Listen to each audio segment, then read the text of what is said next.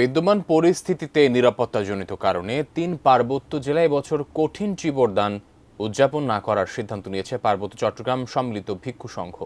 রোববার এ তথ্য নিশ্চিত করেন পার্বত্য ভিক্ষু সংঘের সভাপতি ভদন্ত শ্রদ্ধালঙ্কার মহাথেরো। তিনি বলেন, গত 18-20 সেপ্টেম্বর ও 1 অক্টোবর খাগড়াছড়ি ও রাঙামাটিতে সাম্প্রদায়িক সহিংসতায় শতাধিক দোকানপাট ভাঙচুর, লুটপাট, অগ্নিসংযোগ ও হত্যাকাণ্ড সংঘটিত হয়েছে। এ ঘটনায় নিহত হয়েছিলেন 4 জন। সার্বিক পরিস্থিতি বিবেচনা নিয়ে দায়িকা ও ভিক্ষু সংঘের মধ্যে আলোচনাক্রমে চলতি বছরের কঠিন চীবর অনুষ্ঠান না করার সর্বসম্মত সিদ্ধান্ত গ্রহণ করা হয় বলে তিনি জানান। তবে পাহাড়ের অন্যতম বৃহৎ বৌদ্ধ বিহার রাজবন বিহার ভিক্ষু সংঘ এ বিষয়ে কোনো সিদ্ধান্তের কথা জানাননি।